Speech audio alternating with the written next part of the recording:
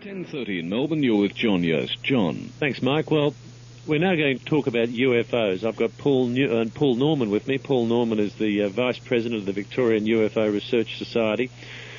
His visit, I guess, is provoked by the fact that it's the 10th anniversary of the disappearance of Cessna pilot Fred Valentich, who disappeared 10 years ago in his plane over Bass Strait. Always an amazing UFO case. You may recall that this guy was talking about being buzzed by UFOs just before he went off air, and of course no trace has ever been found since. Well, welcome to the program, Paul. Thank you, John. My pleasure. You've been looking at the phenomena of UFOs for 35 years now. That's correct. It's funny that the UFO phenomena really does seem to start around the 1940s. Well, it was started before that. During World War II, they were called Foo Fighters. At that time, the Allied intelligence officers thought they belonged to the Axis powers, and the Axis powers thought they belonged to the Allies. After the war, when they realized it belonged to neither side, then they started to set up investigation projects, some of the governments, but unfortunately these investigations have been carried on in secrecy, with officials speaking from both sides of the mouth. When they're speaking to the public, they're treated as nonsense. When they're speaking their own commands, they're treated as serious business. Well, I'll tell you something very interesting. I've told this story on radio before, so I'll tell it very quickly. I once got myself involved in a UFO hoax, and we perpetuated a hoax which was accepted by the media. This is about 20 years ago. Probably irresponsible of us, but, you know, boys will be boys. And the next day, the RAF put out a statement saying it was weather balloons, which did make me think. You know, I knew that it was a hoax, and so why would the RAF put out a statement saying it was weather balloons? Well, now, I'm not saying I believe in UFOs, but I do. It's an indication that they were certainly sensitive to it, and they came up with a story to explain our hoax. That's right. Well, about 85% are mistaken identities, only about 5% hoaxes, but we have access to stress analysis equipment, and we also have access to photo computer analysis, high-tech, and the hoax cases are easy to break down. Our main problem is mistaken identities. Of the 15% people ring in, they see a balloon and they think it's a UFO or a satellite or space junk, but we sort those out at the telephone. It boils down to about 15%, about 1 out of 5 is worth follow-up, and even a lot of them break down when you get to checking it out. When Jimmy Carter ran for the presidency, I think that he made a promise to open the file that the U.S. government had on UFOs. Is that correct? That's correct. 2 or 3 of the ex-presidents have made that statement, but when they get to be president, a lot of things they not allowed to talk about. Well, it's extraordinary that somebody would back off, make a promise, and then not deliver on it. It might relate to this. There's been a rumour floating around the media for years, and of course various UFO books, etc., about a UFO that's supposed to have crashed in the 1940s, and that the US government holds the wreckage of the aircraft and their bodies in Nevada. Yeah, that's correct. I know 3 of the scientists working on that case. I know about the story, and they have documents on that and trying to get more. And I think there will be an congressional investigation on that case. Now, I know of the story. I've never seen it myself. Do you believe it? Well, I'm on the borderline. I'm not sure about that. I deal with cases with tangible evidence that I know myself. But I have an open mind on this case. What about people who say they've met visitors? Well, there again, that's usually taken care of by psychologists who are doing hypnosis with people. That's again is out of my field. Well, it sort of relates, I suppose, to the case we had last year, or 2 cases we've had recently in the Nullarbor Plain. The Knoll family had their car picked up, and allegedly by some sort of UFO, and then it was dropped 200 yards later. And then most recently we had a case last week of somebody being buzzed in the same area around Eucla in South Australia, I think. Well, we interviewed the Knowles family when they got to Melbourne, and Faye Knowles, who had reached on top and felt something and with the dust on her arm. By the time they got to Melbourne, her arm was swelling, and they thought they were going 200 k's to get out from under whatever it was, but this car, the driver insisted he was going 200 k's, the full scale of the speedo. Well, that car, of course, won't do 200 k's on the ground. They didn't realize they were in the air till it was dropped. So a colleague, John Alcatel, and I went to Adelaide when they got the car there, and we jacked up the front wheels. It's the front wheel drive, and the wheels will spin at full scale. That is documented by video, Channel 7.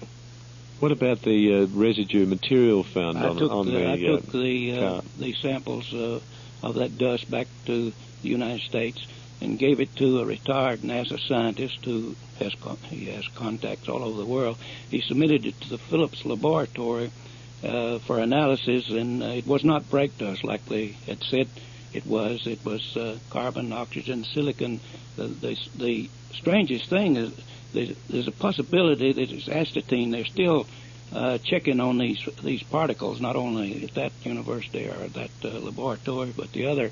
Now, astatine is very scarce on the Earth. It was first produced synthetically by 3 scientists at one of the universities in California. They bombarded bismuth with helium nuclei particles, and they produced synthetic astatine. But it has a life of about 7 or 8 hours once the reaction takes place. And by the time the car got to, was it Sedona? Yes, Sedona, where it was checked out for the first time for radiation by the police. Naturally, there wasn't any indication of it. This was a strange part of the case. How often does, you hear of depressions in farm in the country. Depressions will be found in a field. There'll be scorching around it. Often there is calcification as though there've been intense temperature, etc.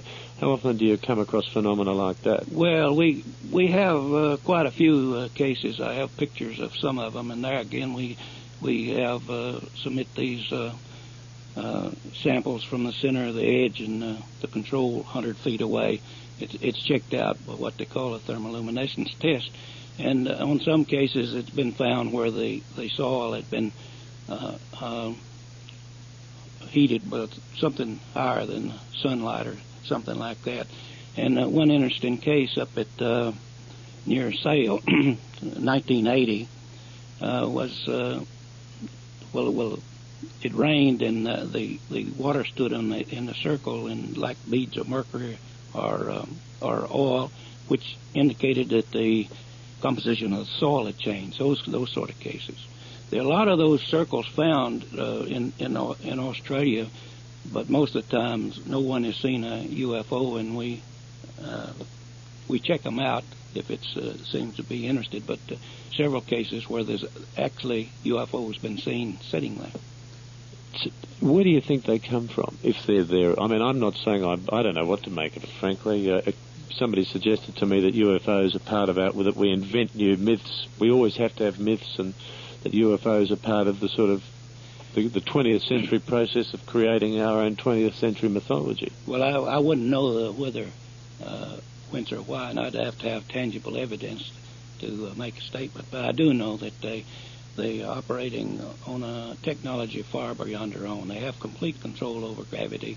They affect, one of the main characteristics is they affect ignition systems, radio, TV when they're nearby, power blackouts. In fact, Frederick Valentich, who was on his trip, he reported his engine coughing and rough idling when the thing was close to him. That's a characteristic of UFOs when they're close to these things. Do you think they may have abducted him, or do you think he crashed into the sea? They killed him, in other words. Valentich, after this sound, it interrupted the transmission, He started to say Melbourne something. After that, we don't know whether it went up or down or disintegrated. But the interesting thing is we compare his cases with, we got 19 others. We have a case of a helicopter pilot and flying over Howe for crew. And they first saw that there was a tower light, a beacon light on a tower, but the crew chief notified the pilot that they were approaching, and he saw it was on a collision course. And Larry Cohen, in his name, from Cleveland, he put the helicopter in decline, and this thing came. They were going 100 knots, and this thing took up a position just ahead, which meant it went along at their speed. And this time he was wondering how close he was to the ground. He looked down to his altimeter. He thought he was around 1,700 feet. To his amazement, he was climbing to 3,500 feet in a matter of minutes. And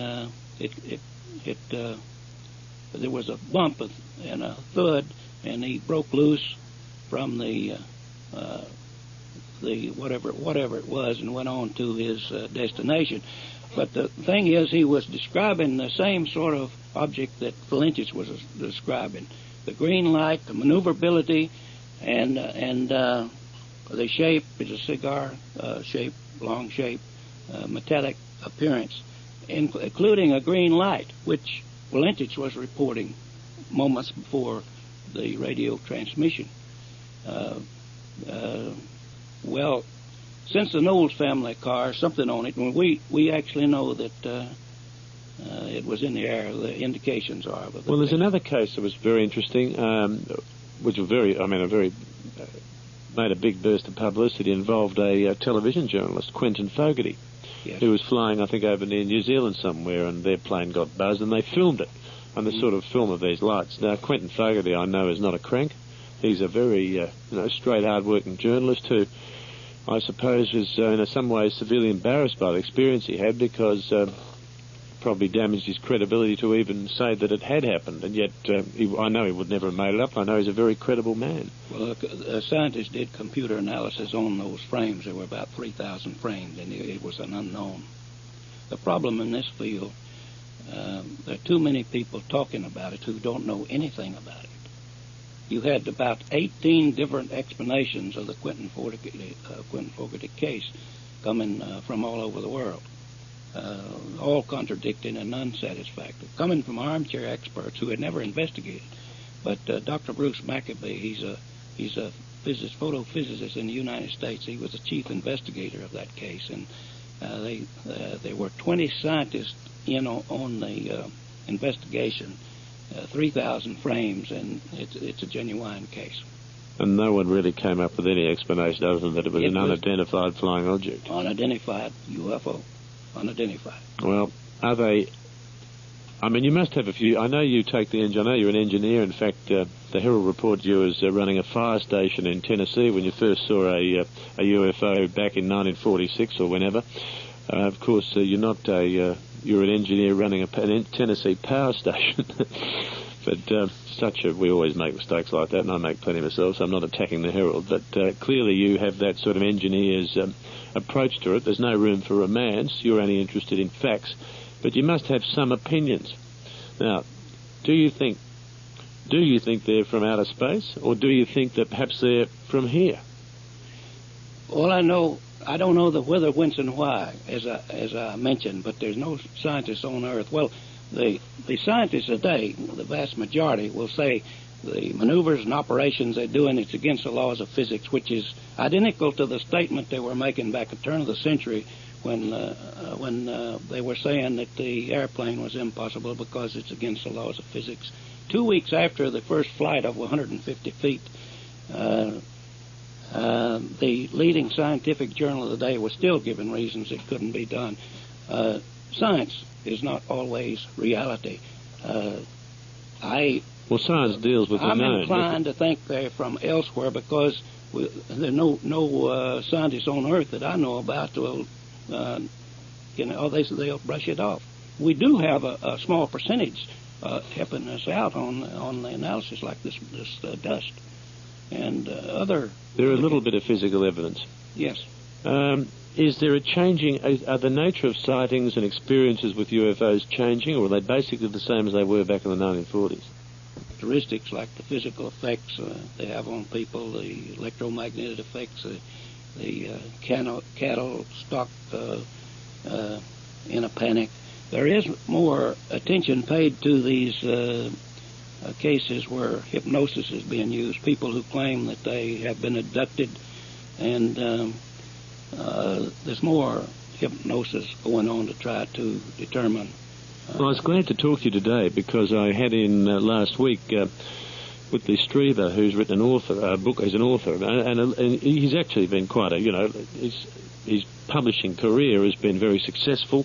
He's a respected author in the United States, and he's sort of, I guess, damaged his own credibility by writing a book called Communion, which is about his experiences, alleged experiences with aliens, or whatever. He doesn't know whether they're aliens, whether he's imagined it, or whether they're from some sort of hidden spiritual civilization that exists on Earth. And it's pretty way out sort of stuff. But nevertheless, he strikes me as being a very credible man, and a man who's would much rather have not have had the experience. But that's the other sort of the UFO experience, and we are hearing a bit about that sort of thing. And I wonder what you make of that. Well, and how much have you talked to people? Yes, I have. I've never put them under hypnosis. I'm not in that field, but I've talked to the ones that have been hypnotized, and we are paying more attention to these cases, like taking as example the helicopter case. Was that attempted abduction? Was the Knowles family case attempted abduction? And that is the 14th case we know about where the cars have been lifted. Of course, there might be others that we never heard of. It leads us to wonder, was the Valentage a successful one? But as I mentioned, I must go with tangible evidence. After this sound, we don't know whether it went up or down or disintegrated. Well, you have seen one yourself. Apart from the experience you had 35 years ago when you saw a disc-shaped object which was moving around a bit like a helicopter and then took off at a great speed, which is, again, seems to me a classic pattern. Have you seen anything since? Yes, I saw two, but that's what got me interested at first when I started paying attention to reports. After that, I saw two more after that, but it was up in northern Victoria around Leachville when they were having a period of activity up there. Well, Everman and his brother was reporting UFO sightings. I set out myself 15 nights, and I did see two, but they were at a distance, and there was erratic moving light. It was doing figure eights, circles, and all this. That's all I could say about it. But these night lights are very difficult. There's not much detail you can get. For example, we have a lot of pictures of globs of light. You photograph an airplane at a distance, you only get a glob of light with the airplane. That doesn't mean there's nobody there, because there might be 400 people. Well, the same thing. The difference in the UFO is these erratic movements they have. Do all sorts of stunts. They seem to be mischievous, don't they? Yes. The best daytime reports come from airline pilots, and almost invariably daytime they are dull silver or aluminum color, and we think they have a glow about them like your wristwatch. It doesn't show up until it's dark. However, that's a theory, but we think that. Well, I actually met an airline pilot who was going from Sydney to Melbourne, who was following another plane of a different. One was ANSET, one was TAA, and he heard the TAA or the ANSET people, whoever it was, talking on radio about a UFO. That was convinced him. He didn't actually see it, but he heard the pilots in the plane, which were a couple, how they always fly down Sydney to Melbourne at the same time, no doubt to help the market out. Suits the customer to all fly at the same time. But the one in front had this experience, and he heard them talking about it on the radio, but nothing ever came of it. But it's sort of interesting. I've got a caller here, Bob, on the line, who's got a comment about the Valentic case. Hello, Bob. Hello, John. Yep. A couple of years ago, we were down the southern coast of Victoria, down at Cape Liptrap, which is pretty close to Wilson's Promontory there, and we found some strips of aluminium tangled up into the rock. So they looked like the leading edges of a plane. They were curved with rivets, 3 or 4 feet long, and there were about sort of, I suppose, 3 or 4 pieces of them.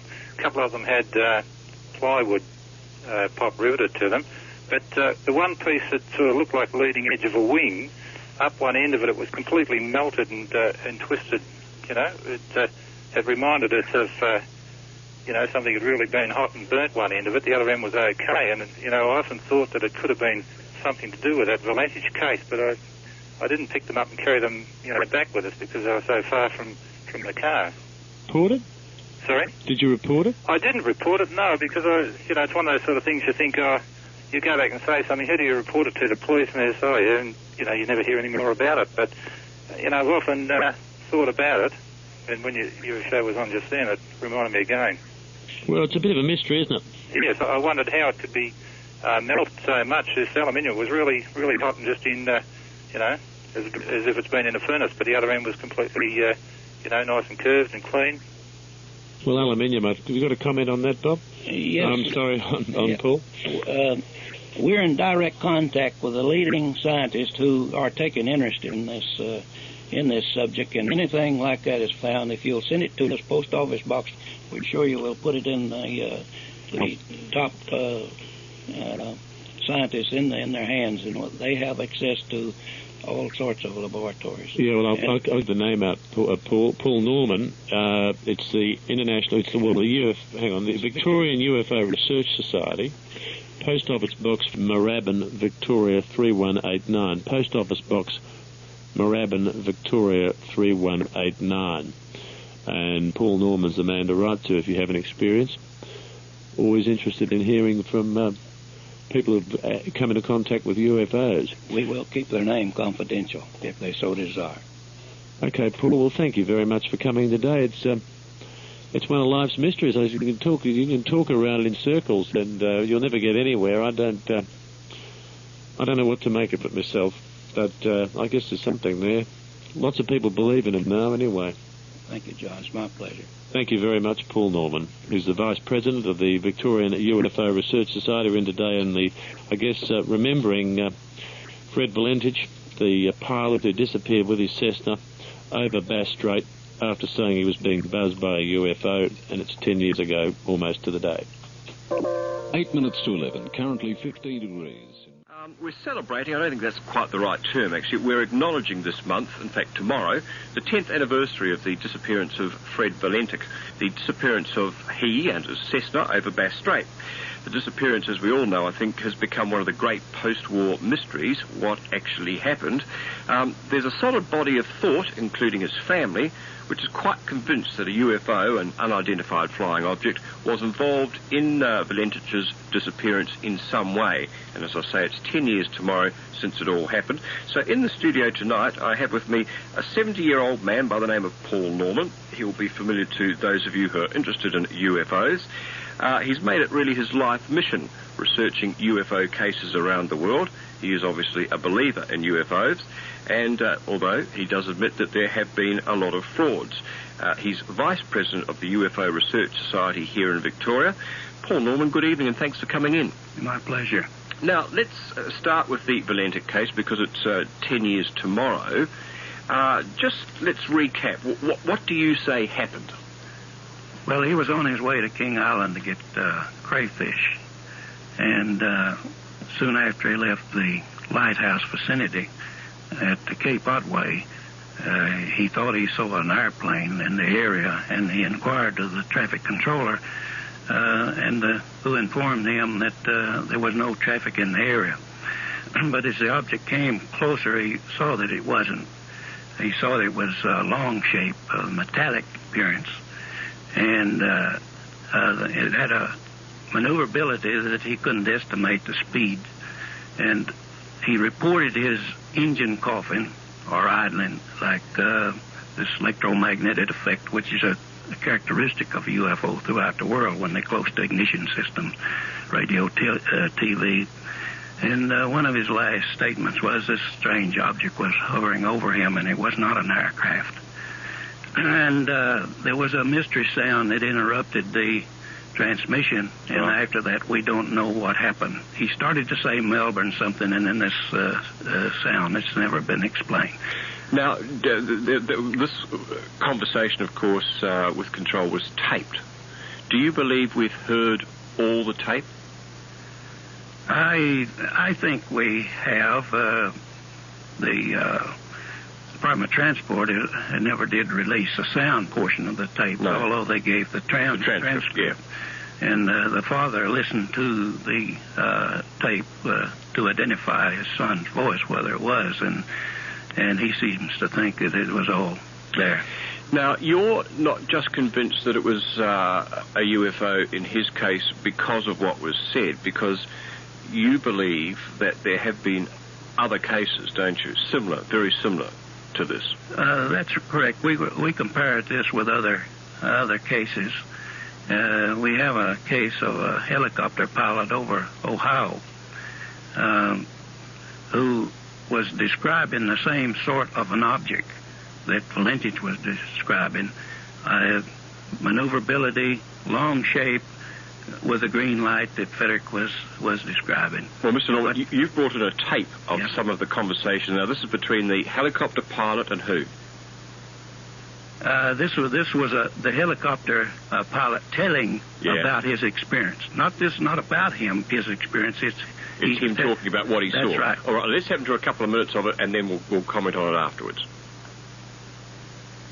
Trained military personnel with thousands of hours of flying time behind them. What occurred next might seem like science fiction, but it happened.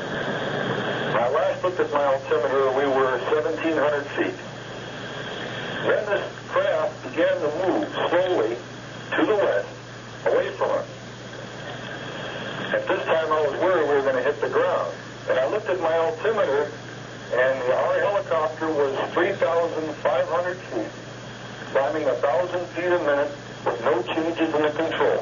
We went from 1,700 feet to 3,500 feet in a matter of seconds and never knew it. The helicopter topped out at 3,800 feet, and there was a bump like turbulence, at which time we had control of the aircraft again. I had control, and we took it back down to 2,500 feet. Good, and then we continued on to Cleveland. As far as the vehicle itself, there's no doubt in our mind what it looked like. A craft that can move with terrific speeds in excess of 1,000 knots and then stop on a dime. It maintains altitude, can change altitude, climb, descend to encounter a UFO. When it does approach the aircraft, you have no idea what it is. Well, I think if it wanted to collide with us, it could. But you can't get away from it. You don't have that much time to respond. All right, now that's some of the description there by the Ohio helicopter pilot, who obviously survived the experience. A four-man crew. They got back to tell about their experience, and Frederick Valentich did not.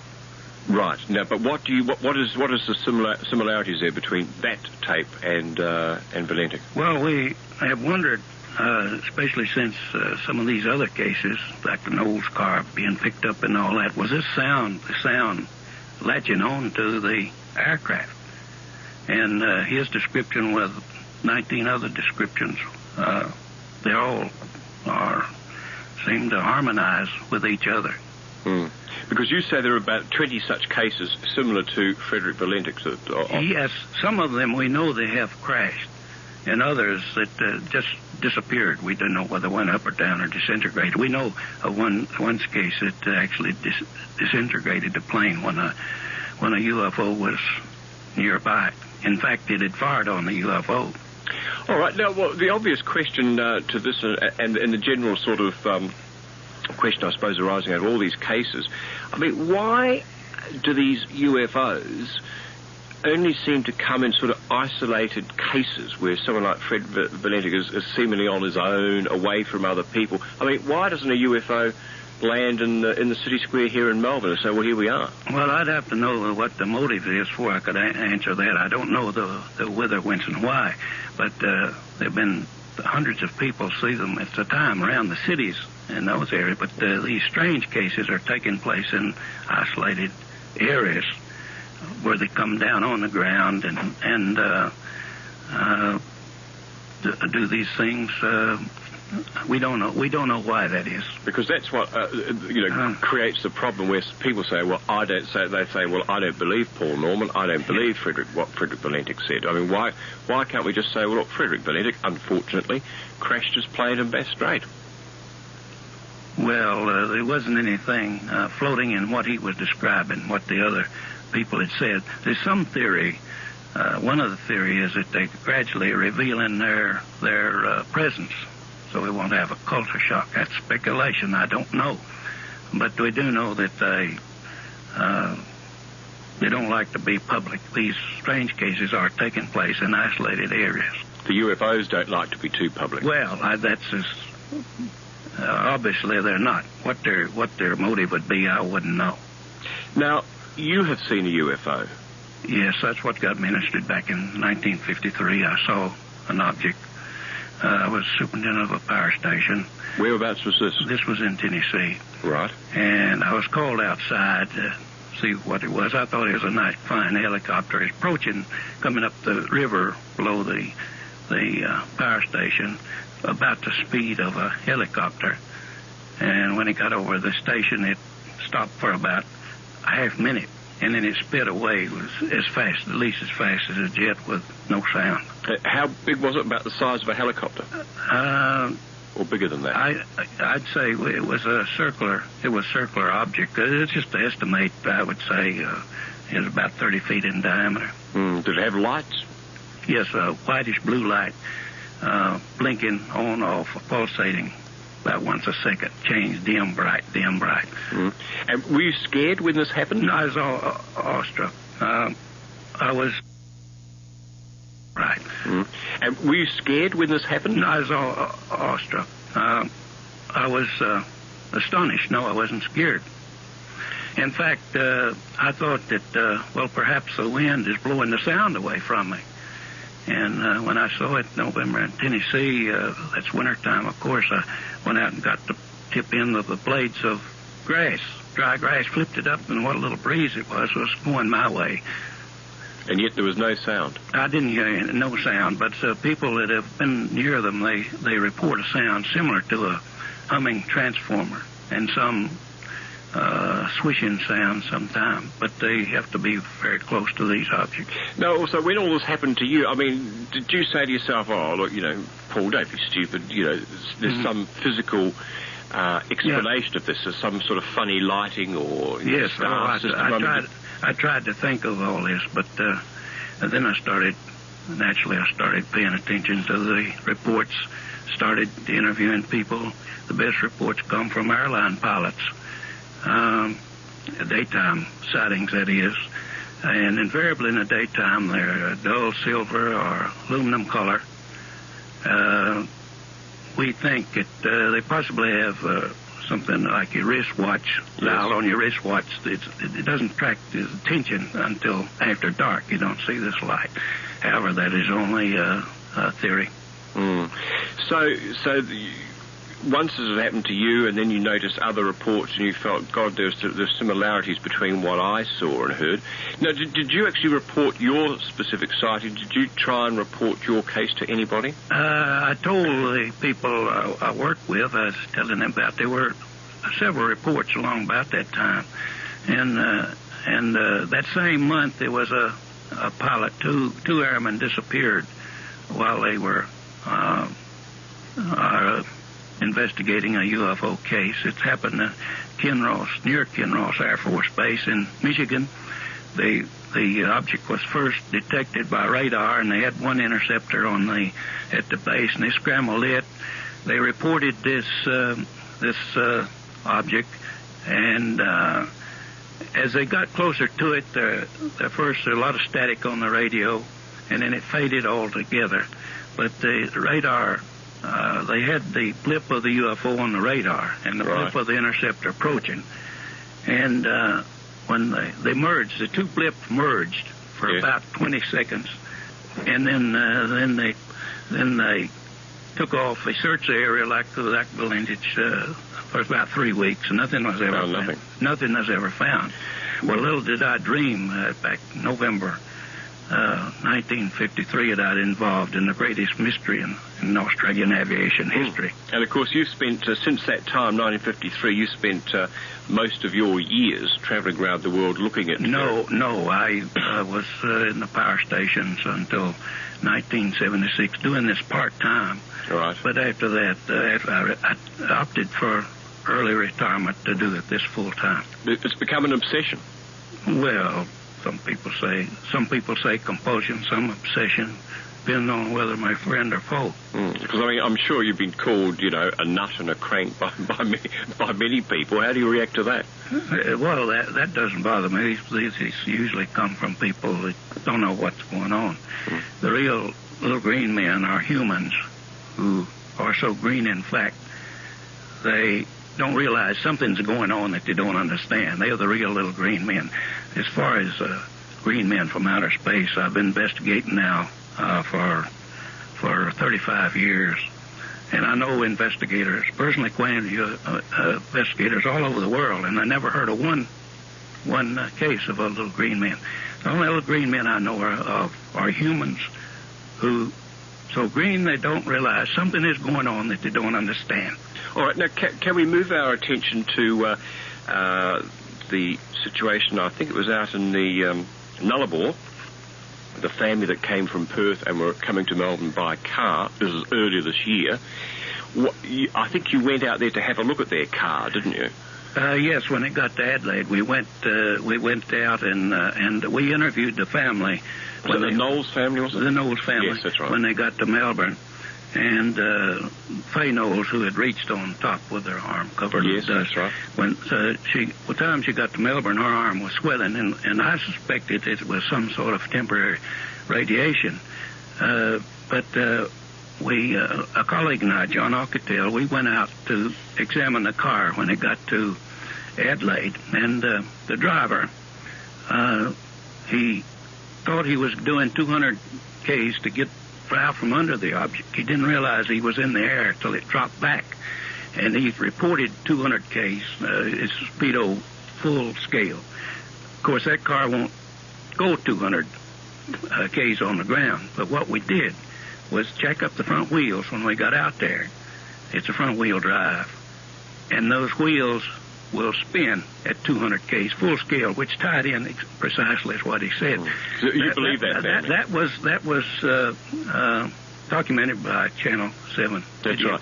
Now you believe that family. You believe it was a UFO. It all ties in, and I took the dust.